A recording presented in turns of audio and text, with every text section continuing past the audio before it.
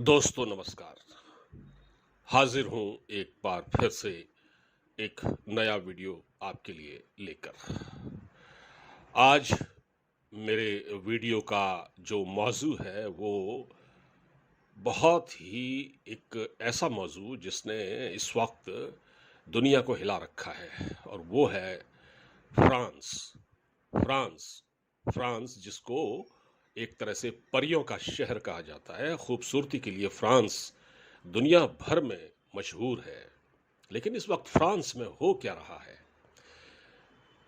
France हिंसा और दंगों की आग में बहुत बुरी तरह झुलस रहा है और फ्रांस की तारीख में ऐसा बलवा, ऐसी हिंसा, ऐसी अराजकता पहले कभी देखने को नहीं मिली।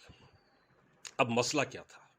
मसला तो आप जानते हैं कि एक बच्चा था, एक लड़का था, वो गलत तरीके से वो रैश ड्राइविंग कर रहा था, तो पुलिस ने उसको जब रोकने की कोशिश की, जैसा कि पुलिस अपना वर्जन बताती है, तो वो उसके इंस्ट्रक्शन को फॉलो नहीं कर रहा था।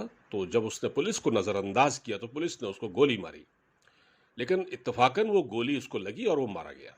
और उसके बाद आप देखिए फ्रांस में जो बवाल शुरू हुआ है, उसके बाद आज देखिए फ्रांस में कोई भी शहर महफूज नहीं है।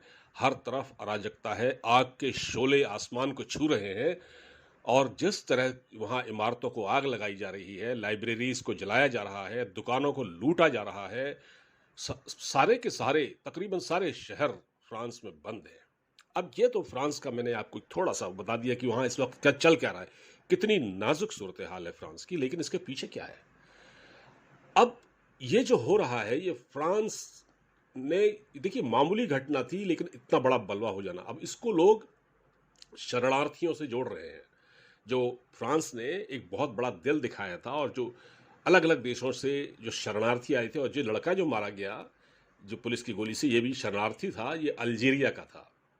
और ये जो शरणार्थियों की समस्या है इसको फ्रांस ने वेलकम किया, फ्रांस ने उनको हाथों हाथ लिया और आज ये लोग फ्रांस के लिए ही भस्मासुर साबित हो रहे हैं। लेकिन ये तो इसकी एक इसका बैकग्राउंड है, लेकिन असल बात क्या है?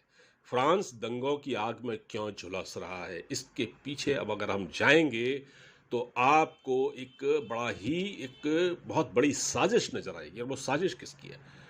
असल में जो यूक्रेन में लड़ाई चल रही है, जिसमें रूस ने यूक्रेन पर अटैक किया हुआ है और अमेरिका लगातार तरफदारी कर रहा है यूक्रेन की, तो अमेरिका चाहता है कि फ्रांस उसका साथ दे। किस तरह से? फ्रांस देखिए नाटो का सदस्य है फ्रांस, और नाटो का सदस्य होने के बावजूद भी फ्रांस के साथ ऐसा, क्योंकि फ्रांस भी तो यूरोपियन कंट्री है। तो फिर ऐसा क्यों हो रहा है? अमेरिका क्यों भड़का हुआ है अपने एक एलाई के साथ? क्योंकि उसने फ्रांस से कहा था, मैक्रों से कहा था कि भाई जो यूक्रेन में लड़ाई हो रही है उसमें आप यूक्रेन को लड़ने के लिए हथियार दें ताकि रूस को शिकस्त हो और हम जीते हैं। लेकिन फ्रांस ने इससे इनकार कर दिया और इसीलिए कहा भी जा रहा था कि जो नाटो देश है उनमें कुछ इख्तिलाफात हो गए हैं, उनमें कुछ जो है ना, उनमें आपस में मतभेद हो गए हैं। तो जो डिफरेंसेस हो रहे हैं, अब अमेरिका क्या कहता है? अमेरिका की शुरू से एक पॉलिसी रही है, वो ये रही है कि या तो आप हमारे दोस्त हैं या तो आप हमारे साथ हैं, और अगर आप हमारे साथ नहीं हैं तो आप हमारे दुश्मन हैं, हमारे विरोधी हैं। तो इस वक्त ये जो सारा कुछ चल रहा है अमेरिका में, जो फ्रांस में जो इस वक्त सारा कुछ चल रहा है, इसके पीछे अमेरिका में फ्रांस में सीआईए के जो स्लीपर सेल है वहां पर, सीआईए के जैसे भारत में आईएसआई के स्लीपर सेल काम करते हैं ना, वैसे ही अमेरिका के स्लीपर सेल यानी सीआईए के स्लीपर सेल फ्रांस में पूरी तरह एक्टिव है। वो वहां लोगों को भड़का के आग लगवा रहे हैं। ये तो इसके पीछे क्यों? अब आप कहेंगे भाई क्यों? देखिए इस पूरे मामले में एक कई चीज़ें बड़ी दिलचस्प हैं। एक तो फ्रांस की जो इकोनॉमी है इस वक्त बहुत नीचे, स्लो डाउन है उसका, वो गर्त में जा रही है, उसकी वहाँ अपनी कंपनियां बाहर चली गई हैं। और फ्रांस जो है बहुत सारे सामान के लिए, अपनी जो ज़रूरत की चीज़ें हैं, बुनियादी चीज़ें जो है उसके लिए चाइना पर डिपेंड है बुरी तरह से। तो एक कारण यह है क्योंकि वो चीन से भी बना के रखना चाहता है, कि मैक्रों ऑफ चाइना की यात्रा भी कर चुके हैं कुछ समय पहले, और वो चीन को छोड़ भी नहीं सकते। और चीन कौन है? चीन है अमेरिका का दुश्मन। और चीन जो है वो यूक्रेन को सपोर्ट कर रहा है। और क्यों सपोर्ट कर रहा है? क्योंकि रशिया है, रशिया और चाइना दोनों साथ हैं, दोस्त हैं आपस में।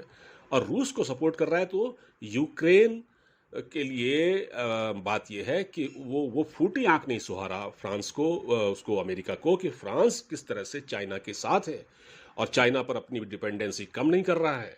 चाइना और इसमें जो फ्रांस का जो रोल है वो ठीक नहीं है। तो वो फ्रांस को सबक सिखाना चाहता है और इस तरह से वहाँ CIA के स्लीपर सेल काम कर रहे हैं। अब मैं आपको थोड़ा और बताता हूँ। देखिए, अब भारत में जो हिंसा हो रही है मणिपुर में जो हिंसा हो रही है, इसके पीछे भी कुछ यही कहानी है। भारत के प्रधानमंत्री नरेंद्र मोदी अभी कहाँ गए थे? अमेरिका। उनको स्टेट डिनर दिया गया, जो आज तक 2-3 ही लोगों को दिया गया है। उसमें एक मोदी साहब भी जुड़ गए हैं। तो एक तरफ तो स्टेट डिनर दे रहा है भारत को, दूसरी तरफ वो हमारे यहाँ मणिपुर में बहुत बड़ा खेल खेल रहा है। वहाँ भी CIA के स्लीपर सेल काम कर रहे हैं। ये देखिए, एरिक गारसेटी कौन है? जिसका अभी भारत, जो एक राजदूत है अमेरिका का। अब 2021 से भारत में अमेरिका का कोई सफीर नहीं था, कोई ये पोस्ट खाली थी, राजदूत नहीं था, एक डिप्टी उसका काम कर रहा था।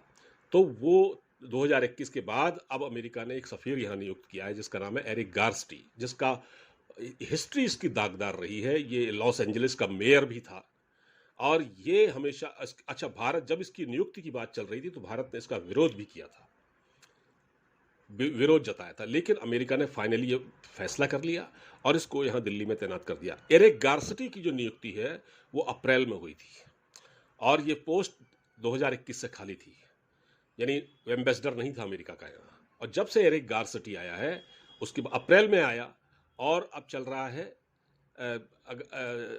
जुलाई शुरू हो गया है। और इस मणिपुर की जो हिंसा है, इसको शुरू हुए 2 महीने हो गए हैं और जो जॉर्ज सोरेस है वो अमेरिका में बैठा हुआ है। ठीक है, जॉर्ज सोरेस ने पहले ही कह दिया है कि हम भारत में डिस्टरबेंस क्रिएट करेंगे, हम उन ताकतों को भारत में सपोर्ट करेंगे जो नरेंद्र मोदी की सरकार को गिरा सकते हैं। तो आप जितना भी इस वक्त माहौल देख रहे हैं, जैसे चाहे अतीत में किसान आंदोलन ही क्यों ना हुआ हो, फिर इससे पहले पहलवानों का ही आंदोलन क्यों ना हुआ हो, बहुत सारी ऐसी घटनाएं हुई हैं जिससे भारत में एक इंस्टेबिलिटी पैदा करने की कोशिश लगातार अमेरिका करता रहा है। एक तरफ वो भारत को अपना दोस्त भी बताता है और भारत से रिश्ते सुधारना चाहता है, भारत को हथियार बेचना चाहता है, भारत का इस्तेमाल चाइना के खिलाफ करना चाहता है इस रीजन में। और उसको क्योंकि जाहिर बात है, भारत एक बड़ी कुव्वत है, तो इस वक्त भारत को साथ लेके चलना उसकी मजबूरी है। लेकिन दूसरी तरफ वो हमारे वहाँ बहुत बड़ा खेल भी खेल रहा है। मैं इस बात को निश्चित तौर पर दावे से कह सकता हूँ कि जो कुछ भी इस वक्त ये मणिपुर में हिंसा का दौर चल रहा है, उसमें कहीं ना कहीं अमेरिका का हाथ है। और क्योंकि वहाँ क्रिश्चियनिटी है, मणिपुर में ज़्यादातर लोग क्रिश्चियन हैं, तो इसको वो लोग हवा दे रहे हैं। वरना क्या बात है कि मणिपुर इतना एक शांत स्टेबल राज्य था, वहाँ कैसे ये हिंसा हो रही है?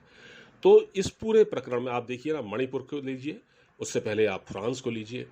तो फ्रांस को लीजिए, फ्रांस में क्या क्या क्या नहीं हो रहा है फ्रांस में, सिर्फ इसलिए कि मैक्रो ने, अमेरिकी सरकार यानी जो बाइडेन को मना कर दिया कि हम यूक्रेन को हथियारों से सपोर्ट नहीं कर सकते। और वो चाइना के साथ उनका ट्रेड भी है, वो चाइना पर बहुत ज़्यादा निर्भर भी हैं, चाइना को वो छोड़ नहीं पा रहे। तो अमेरिका कहता है कि अगर आप हमारे या तो आप हमारे दोस्त हैं, हमारे मित्र हैं, अगर नहीं है तो आप हमारे विरोधी हैं। तो वो अपने विरोधियों को इसी तरह से ट्रीट करता आया है। इसका प्रत्यक्ष प्रमाण आप देख रहे हैं फ्रांस में, इसका प्रत्यक्ष प्रमाण आप देख रहे हैं भारत में, मणिपुर में।